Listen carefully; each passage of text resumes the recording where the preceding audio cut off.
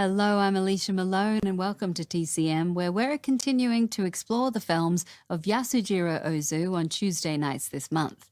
Tonight, we'll be watching the three films now known as the Noriko trilogy because each features Setsuko Hara as a character named Noriko.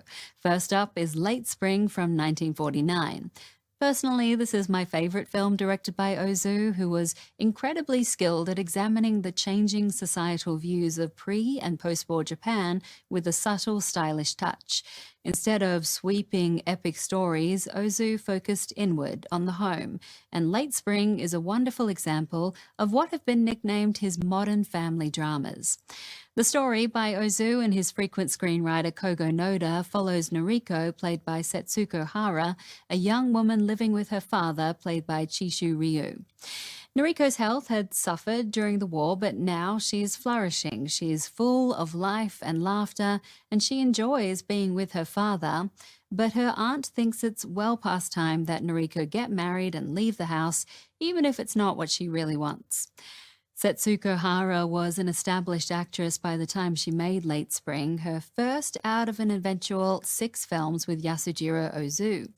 In the TCM documentary, The Ozu Diaries, Ozu said at the time Hara was not considered a great actress, but he realized that if he focused the camera on her face, she could tell a whole journey of a character through her subtle expressions.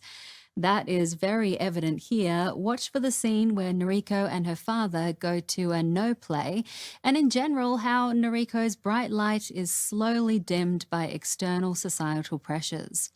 It's easy to see why Hara became a muse for Ozu, who recast her in his films as characters who personified the modern young woman in post-war Japan.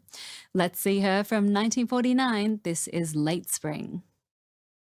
Late Spring always moves me deeply, and it was warmly received by critics and audiences when it was released in 1949, winning the Kinema Junpo Award as the best film of that year. It continues to be studied by film enthusiasts and scholars, especially for its pillow shots. The shot of the vase that Yasujiro Ozu used on the last night of Noriko's trip with her father is one of his most talked about and analyzed. Ozu himself provided no explanation of the meaning of his pillow shots, but for writer-director Paul Schrader, this vase exemplified Ozu's focus on stillness, while others see it as a symbol of tradition, femininity, or even Noriko's absent mother. Noriko was excellently portrayed by Setsuko Hara, who had already appeared in more than 65 films with other directors by this point, including Akira Kurosawa. This was her first collaboration with Ozu, and they made a total of 6 films together from 1949 to 1961. And after Ozu died in 1963, Hara abruptly retired from acting, living the rest of her life privately, away from cameras and the public. Late Spring was also the first time Setsuko Hara was cast as a character named Noriko in an Ozu film, but not the last. Next, we'll watch the second film in the Noriko trilogy, where Hara again plays a young woman forced into marriage before she's ready.